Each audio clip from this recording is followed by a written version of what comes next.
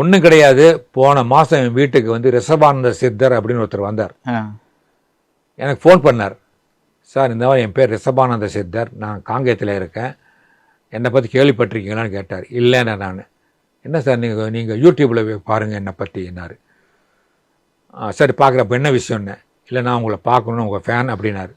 என்னன்னா ஒரு ரிஷபானந்த சித்தர் வந்து என்னை பார்க்கணுங்கிறாரு, ஃபேனுங்கிறாரு, என்ன விஷயம் என்ன கேட்டேன்.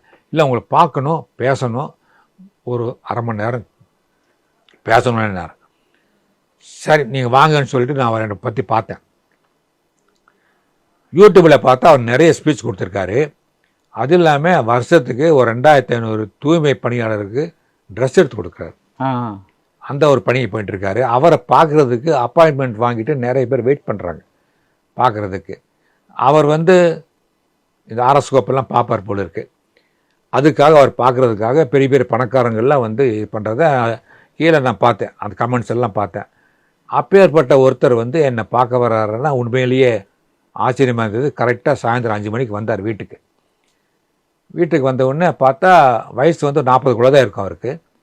ஆனால் ஜடாமுடியோடு வந்து ரோஸ் கலரில் வந்து ஒரு சேரி மாதிரி கட்டிக்கிட்டு பட்டையெல்லாம் போட்டுட்டு ஒரு சிவனடியார் மாதிரி வந்தார் வீட்டுக்கு.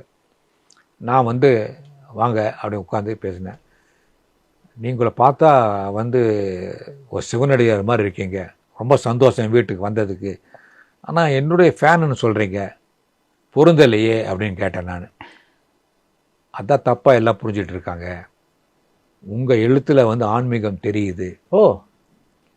நீங்கள் கடவுள் பக்தி மிக்கவர் அப்படிங்கிறத காட் ஃபியரிங் ஸ்டோரிஸ் உங்களுடைய கதைகளில் வந்து என்னால் புரிஞ்சிக்க முடியுது. அந்த ஸ்தோத்திரங்களில் சிலதெல்லாம் எழுதுறீங்க நீங்கள். யாதேவி சர்வல பூதேசி லட்சுமி ரூபேனா சமஸ்த அப்படின்னு எல்லாம் போடுறீங்க. அவர் சந்திர பகவானை பற்றி எல்லாம் போடுறீங்க.